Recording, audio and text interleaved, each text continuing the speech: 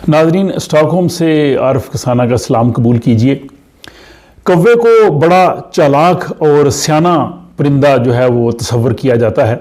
School के ज़माने में भी हम एक स्टोरी पढ़ा करते थे, प्यासा कौवा थ्रस्टी क्रो, कि वो जब एक प्यासा कौवा पानी पीना चाहता है तो देखता है कि बर्तन में पानी की सतह बहुत ही नीचे है और फिर वो कंकर उसमें जमा करके डालता है और जब पानी की सतह बुलंद होती है वो पी के चला जाता है। कौवा वाकई बड़ा समझदार और सियाना जानवर है, लेकिन इससे फ़ायदा स्वीडन में उठाया जा रहा है। स्वीडन के दारुल हुकूमत स्टॉकहोम का एक इलाका सोदरथेलिया है, वहाँ पे एक कंपनी है कॉर्बेट क्लीनिंग। उन्होंने एक प्रोजेक्ट शुरू किया है और उस प्रोजेक्ट में जो कौवे हैं उनको इस्तेमाल किया जा रहा है।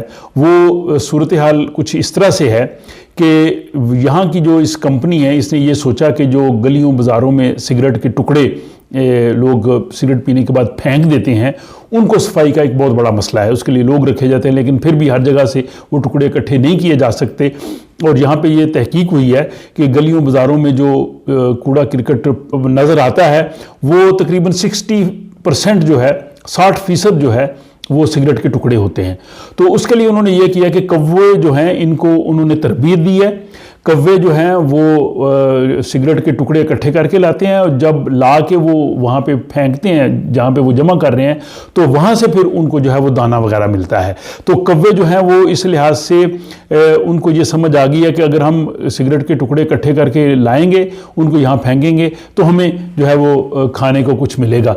ये इस तरीक़ाकार को इख्तियार करके ये जो कंपनी है कॉर्बेट क्लीनिंग, इसने स्वीडन में ये कामयाबी से ये प्रोजेक्ट किया है और इसकी पूरी दुनिया में धूम मची हुई है। बहुत से टीवी चैनल्स पे इस पे बात हो रही है। और अगर उन कंपनी का ये कहना है कि अगर हमारा यहाँ पे ये प्रोजेक्ट जिस तरह से ये कामयाब हुआ है, इसको हम स्वीडन के दूसरे शहरों में भी, बल्कि शायद ये इस तरह का जो तरीक़ाकार है दुनिया के दीगर ममालिक में भी इस्तेमाल किया जाए, तो यहाँ पे जो कौवे हैं उनको जिस अंदाज से तरबियत दी गई है, सबसे पहली तो ये चीज़ है कि उस कंपनी ने, उन लोगों ने ये सोचा कि इन कौवों को हम किस तरह से इस्तेमाल करें और किस तरह से इसको जो है वो हम कूड़ा करकट को साफ़ करें।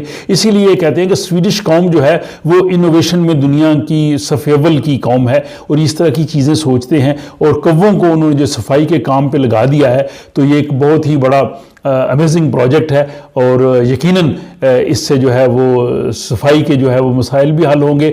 लेकिन इसके साथ ही इंसानी अकल जो है उसको भी दाद देनी चाहिए कि जिसने इस काम पे लगाया है, लेकिन कौवे जो हैं उनको भी जो है वो दाद देने की ज़रूरत है कि जो कौवे जो हैं वो किस तरह से उन्होंने तरबियत हासिल की है। स्वीडन में ही एक कंपनी है जो पूरी दुनिया में दूध धोने की मशीनें बनाती हैं, तो वहाँ भी मुझे जाने का इत्तेफाक हुआ। वहाँ भी देखा कि जो गायें होती हैं वो खुद ब खुद जब उन्होंने दूध देना होता है वो आती हैं, वहाँ पे वो उनका दूध धोया जाता है और साथ ही उनको जो है वो खाने को जो है वो चारा और कंसनट्रेट्स मिलते हैं। तो इस तरह से गायों को भी तरबियत दी गई है। वहाँ पे कोई इंसान नहीं होता, वो खुद ऑटोमेटिकली आती हैं और वहाँ पे वो उनका दूध धोया जाता है और फिर वहाँ से निकल जाती है। तो मुझे उम्मीद है कि आपको ये कौवे जो हैं उनको किस तरह से तरबियत दी गई है ये पसंद आई होगी।